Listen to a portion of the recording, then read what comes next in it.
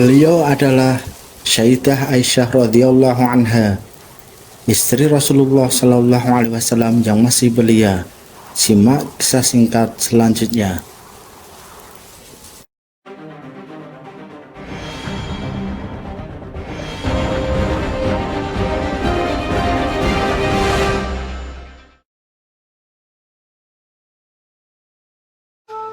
Assalamualaikum warahmatullahi wabarakatuh. Allahumma sholli ala Muhammad wa ala ali sayyidina Muhammad. Kisah romantis Nabi Muhammad dan Sayyidah Aisyah, panutan keluarga harmonis. Balap lari pun menjadi kisah romantis Nabi Muhammad dan Sayyidah Aisyah. Sayyidah Aisyah adalah salah satu istri Nabi Muhammad yang menonjol. Karena yang paling muda, Aisyah adalah perempuan yang cerdas, mampu mendampingi Nabi.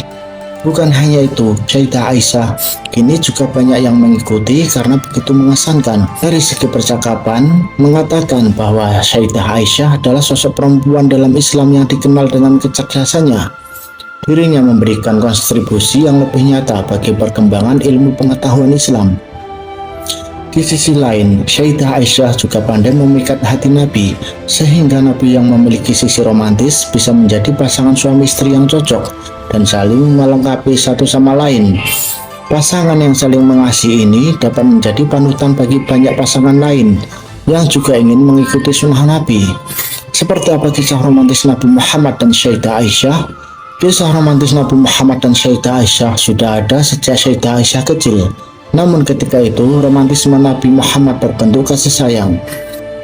Kasih sayang Nabi Muhammad disebut-sebut melebihi kasih sayang orang tua Siti Aisyah. Selama ini, kehidupannya bersama Nabi Muhammad, Sayyidah Aisyah ikut tumbuh dengan didikan Rasulullah SAW. Sebab Sayyidah Aisyah merupakan satu-satunya istri Rasulullah yang masih perawan, karena dinikahi oleh Rasulullah SAW ketika usia masih kanak-kanak. Oleh karena itu, Aisyah dibiarkan menggunakan masa kanak-kanaknya sesuai usianya. Nabi pun memperlakukan Aisyah sesuai dengan umurnya.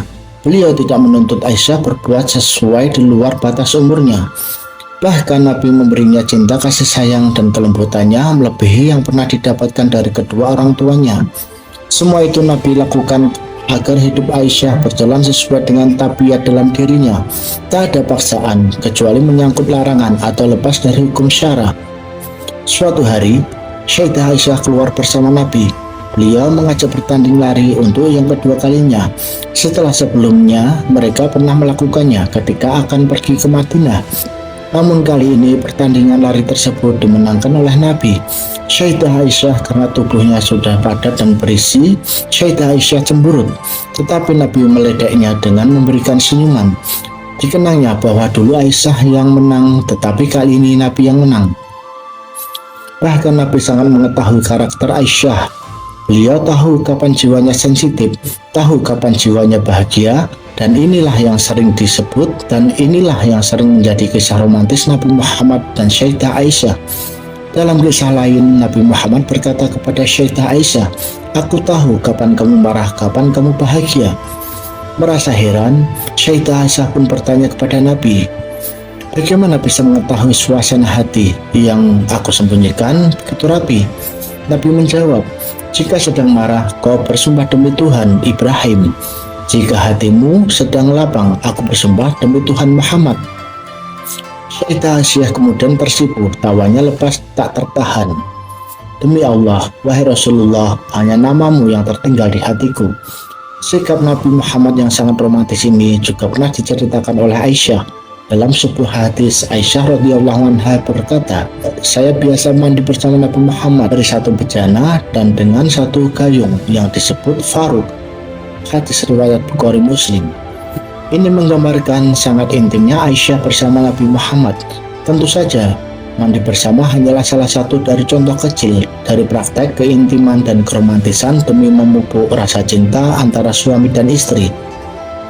Karena keintiman dan keromantisan tidaklah melulu tentang hubungan seksual seperti yang dipikirkan banyak orang. Namun keintiman dan keromantisan bisa dilakukan dengan semua aktivitas yang dilakukan bersama-sama bisa menumbuhkan rasa ketentraman satu sama lain. Meski sering disebut romantis, Nabi Muhammad dan Sayyidah Aisyah Aktivitas seperti itu secara umum sangatlah dibutuhkan oleh suami maupun istri.